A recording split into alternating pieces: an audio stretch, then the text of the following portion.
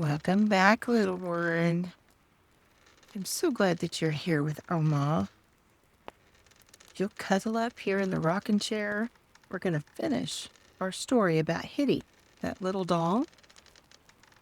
The book is Hitty, Her First 100 Years by Rachel Field. And tonight we're going to read the last chapter. Are you ready to hear about her final adventures? Okay, snuggle in. Listen to the rocking chair and just listen as Oma reads this last chapter from our stories about Hitty. Chapter 17, in which I am sold at auction. But one year, spring came just as usual, and the old lady did not. I could not understand it, and it seemed a pity she should not see how fine the lilacs were. Indeed, all summer passed, and there was not a sign of her. If it had not been for the chinks in the shutters, I should not have known when the roses were at their height, nor seen the goldenrod beginning. Then at last in September the doors were unlocked, and a number of men came in. I had never seen any of them before, but they made themselves very much at home. They tramped about the different rooms, turning everything upside down and handling furniture and ornaments in a way I am sure the old lady would have disliked. They had a great many small tags with numbers on them, which they fastened to every chair, table, and picture, even to the china animals and me. Mine was hung round my neck, and before they put it on, I made out that the number was 77. Well, Frank, I heard one of them say to the fattest of the group, we've numbered all the stuff upstairs, and it ought to bring good prices. Ought to, if we get a good day, the fat man said, squinting from the doorway at the sun just setting behind the spruce trees across the road, and it looks promising. Summer visitors will come from miles round, or I miss my guess. Yes, sir, said another as they gathered up their papers and pencils. This is going to be one of the liveliest auctions ever held in these parts. Antiques, that's what they've all gone crazy over nowadays. Their words filled me with vague misgivings, and whenever I forgot them for a few minutes, I was sure to feel the square of numbered cardboard hanging around my own neck. The only cause I had for cheerfulness was that I had been removed from the collection of china animals. Those had been divided into lots according to their kind, and they were evidently not considered important enough to have each a separate number. The men arrived bright and early next morning. It was as fine a day in early fall as I have ever seen.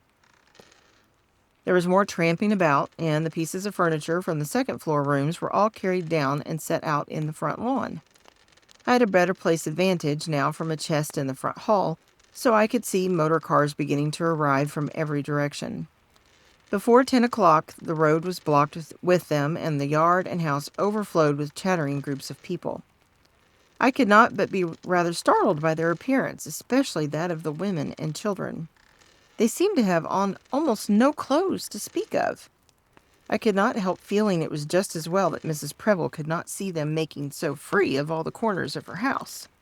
She would have lifted her hands in horror at the sight of children with bare legs and arms and brief dresses, and ladies with hair and skirts almost as short. I was soon being handled by these curious hordes who tipped me upside down, moved my arms and legs, and pried at my petticoats and pantalettes in a very rude way. Antique, antique, antique. I heard the word on every side, till I began to think the man who had been right yesterday about people having gone crazy on this subject. There were several people in the crowd who treated me after a better fashion. One of these was a pretty little girl in a yellow dress and a big straw hat. She seemed less noisy and fidgety than the others, more like the little girls I had known in the past. She could not have been more than 6, for the lady with her had to lift me down for her to get a good look at me. I want her, Auntie, begged the little girl, and I have the $1 that Daddy gave me right here in my purse. Don't you think that would be enough? She is so little and tanned. The lady laughed. It's because her paint is off, Molly, she said, and her number is 77. So it will be quite a while before they get to her. I want her, insisted the child, and she is tanned. Her words did much to sustain me through this trying ordeal, as did the sprig of mignonette which she put in my lap. Besides, there was the old gentleman in the gray suit, with the pointed white beard and a single round glass dangling from a ribbon. This he would screw into his eye when he studied anything carefully. He looked at me through it for a long time, turning me about between a very long, kindly thumb and forefinger. Nothing escaped him, not even the cross-stitched letters on my innermost garment, but somehow one did not mind his curiosity. Indeed, I was greatly flattered by the length of time he spent over me and the number of times he screwed the glass into his eye as he looked me over. "That," he said finally, setting me back carefully on the chest and turning to a gentleman standing beside him, "is a very rare bit of early Americana." He moved off to another room, but not before the fat man of the day before had overheard his words. I saw him scribble something down on a long list he carried, and also whisper a word to one of his companions. He jerked his thumb in my direction, so I was sure it had something to do with me. But still, I could not make out what was going to happen, for I had never heard of an auction before. It was not long, however, before I found out. The people flocked out into the front yard once more, sitting on camp chairs, old boxes, and anything else they could find. The fat man took his place on the doorstep, behind what had been the kitchen table, and his friends came forward with a tray full of china dogs. These were set down before him, and it was something of a shock to see him lift a big hammer in one hand. Just for a moment I thought he meant to smash them then and there, and I felt frightened for myself, but not, I must confess, especially sorry at the thought of seeing the china animals broken. I soon learned my mistake when the auctioneer called for bids and the people in front began calling out what they were willing to give. Things were rather slow at first. The china dogs did not turn out to be so popular as the fat man had expected. The lot was finally knocked down for $5, and the auctioneer shook his head and said it was a crime, that's what it was. Sometimes a good many people wanted the same thing, and that made it very exciting. They bid against each other, and the fat man encouraged them by pounding with his hammer and raising the price every few minutes. One other thing came as a surprise to me, that certain objects which I had more or less taken for granted were in great demand.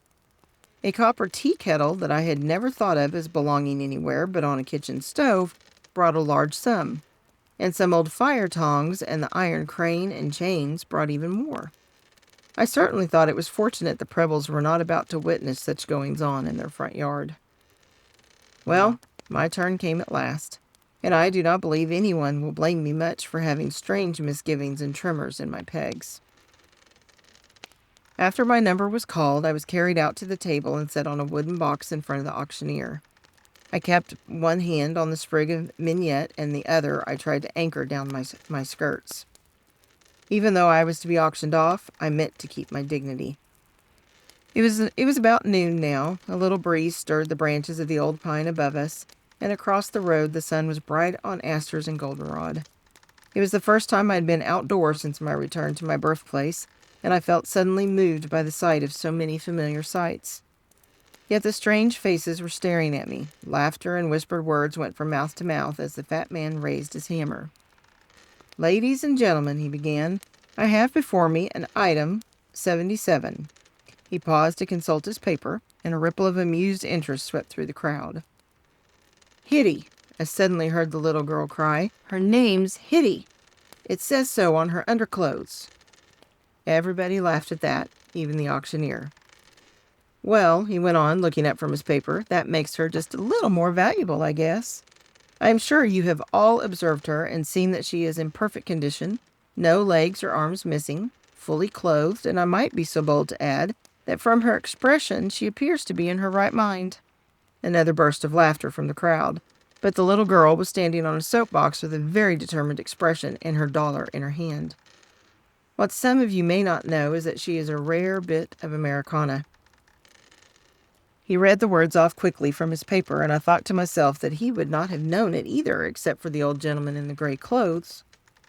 "Well, ladies and gentlemen, how much am I offered for the doll Hitty, over 100 years old, a rare antique that anyone might be proud to have in the family?" "Here," cried the little girl without waiting for him to finish, "here's my dollar." $1, began the fat man in his droning voice that was always used as soon as the bidding started. $1 is the bid for this rare doll. Who'll raise the bid to $2? Two, $2.50. I heard the bids coming in from different directions. Someone pressed forward and shut the little girl's face out of sight. I was almost glad, for I knew she must be disappointed. In a way, I was too. I should like to have belonged to her, and yet I could not, but began to take pride in the way the bids were coming in. $10, someone in the second row was offering. $10, repeated the fat man witheringly. Only $10? Why, ladies and gentlemen, don't you know a rare piece of Americana when you meet it? $15, I heard from the last row. I did not like the sound of the loud voice, but I liked still less the owner of it. She was a very large lady in a tight pink dress and bright green hat. This she wore pulled down over a mass of hair that stuck out in a bush about her far too rosy face, much as the savage chiefs had done on the island. Indeed, she reminded me of him strongly. The word rare seemed to affect her strangely. I almost wish the auctioneer had not used it to describe me. But the old gentleman came to my rescue. I could see him standing a little at one side near the trunk of the old pine. His hat was off, and the upper branches made shadow patternings on his white hair and beard. I thought I detected an amused yet determined expression about his lips. $16, he bid deliberately, and put his cigar back between them. $20, cried the lady promptly. 21, added her rival, hardly raising his voice at all. And so it went. All other bidders had dropped out by this time, and everyone listened to see which of them would hold out the longer. $25, ladies and gentlemen, I heard the man droning. Tones of the fat man going on above me. The lady in the back row offers me $25 for the doll. I looked over in her direction again, and all my fears were doubled. She looked more like the savage chief than ever now that she was getting so heated and making such faces. It seemed to me that to fall into her hands would be more than I could bear. $26.50, came the reassuring voice of the old gentleman. $30, cried the other shrilly, and then she added in a voice that could be heard plainly, I mean to have it if I go to 50. After that, it settled down into a regular contest, with the woman sending my price soaring, and the other quietly adding just $1 more each time. Even the auctioneer showed signs of excitement, and all the rest watched and listened breathlessly. I am sure no slave on the block was ever more surprised at her own value than I. When I heard it going past 40, I could scarcely credit my own hearing. The old peddler little dreamed when he was fashioning me so long ago that I should ever bring such a sum, and he knew that I was made of mountain ash wood. Somehow I got so upset in my mind sitting there with all this going on that I began to confuse the old gentleman under the pine with the peddler. There was something strangely alike about them. But I roused myself in time to see the woman brandishing a bead bag and calling out even more shrilly than before, I make it $50. A shocked gasp went out round before the auctioneer took up her bid. $50, he began solemnly. I am offered $50. Does any lady or gentleman wish to add anything to this bid? There was no sound from my friend under the pine. The smoke curled up from his cigar, and his round glass was in his eye. Not a flicker did he make. $50, the fat man was sing-songing above me. $50 once. $50 twice. He raised his hammer high in the air, and every eye was fixed on it. But as I looked out over the crowd, I saw that the woman in her tight pink dress had turned to speak to the man beside her. She felt so sure of me that she did not bother to see me knocked down, so taking the arm of the man, she moved off toward a blue and glistening motor car. For the third time, $50, began the auctioneer. $51, I heard a voice say from the pine tree, and I knew that I was saved. $51, the fat man was repeating, but the woman was safely out of earshot now. $51 once, $51 twice, $51 3 times. This time the hammer came down so vigorously that I toppled off the box and backward on the table, but I was too relieved to feel humiliated even when everyone burst out laughing. The old gentleman came forward, and a cheer actually went up as he straightened my clothes. Never since my days on the island have I felt more grateful for an escape. I was rather overcome by the varied emotions of the morning and glad that my new owner arranged to take me away with him before the finish of the auction. There was to be an interval for lunch, and I feared the woman would try to get me into her clutches again, so I was happy to see him pay one of the men, gather up his hat and a small bag, and leave. He stopped just long enough to wrap me in his figured silk handkerchief and put me in the breast pocket of his coat. It was considerate of him to leave my head out. It seemed as if he must have guessed how much a walk down the old road would mean to me. He walked briskly and refused a number of rides that motorists offered us. It was just such a blue September day as the one when I had driven with the Prebles to Portland to take the Boston stage. There was the same light on every leaf and berry and grass blade, and the wooded islands looked dark and twinkling in distant blue water. Except for an added house or two, strange ships in the harbor, and the cars flashing by us, I could not see that things had changed much since Phoebe Preble's day. Yet they had said that was 100 years ago. All my adventures were very clear to me then. They seemed to be connected with the fall colors on every side, the gold and purple of roadside flowers, and the scarlets and yellows and tawny browns of the trees we passed. I even saw some mountain ash berries showing orange in the sun. After a while, the old gentleman boarded a train, and we rode through more autumn colors and scenes. We'd been traveling a long while before he opened his bag to put me in.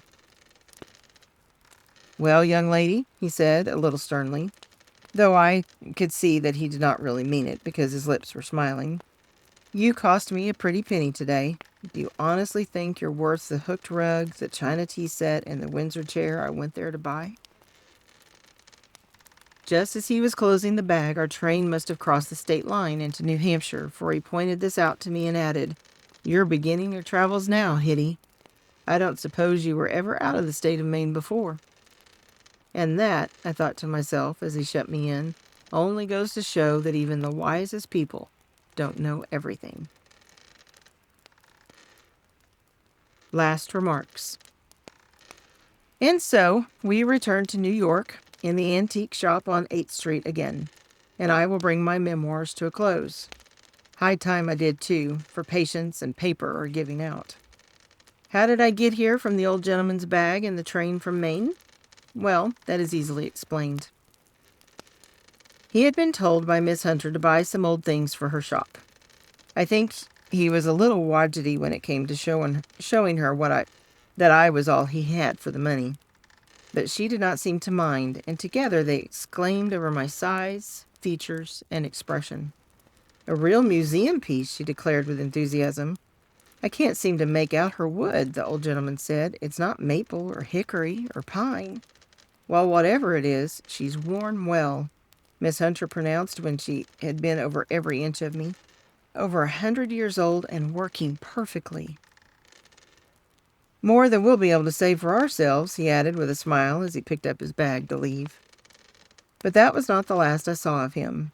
In fact, he was in only yesterday to bring me a little pine bench. Hardly ever does he return from one of his collecting trips without some present for me.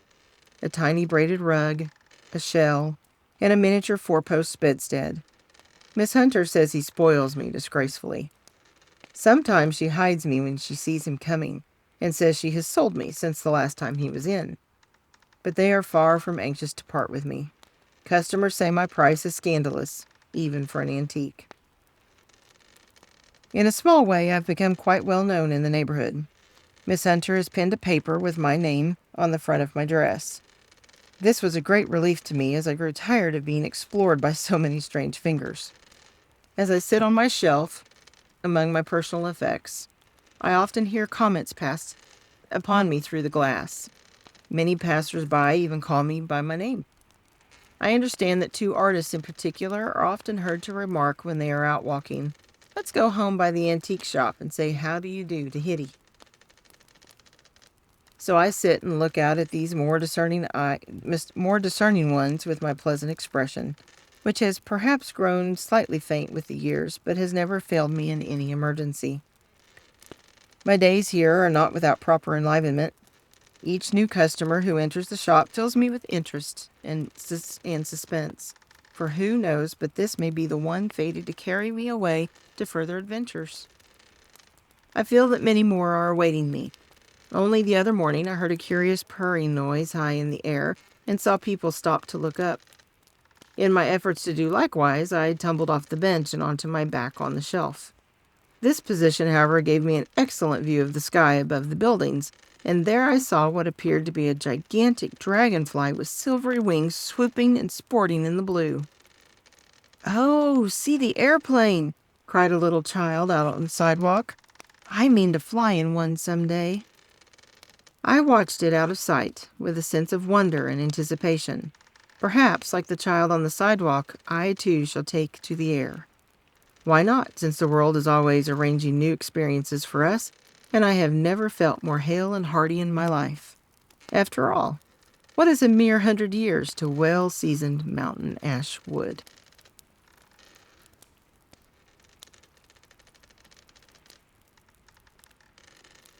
What did you think of all of Hitty's adventures?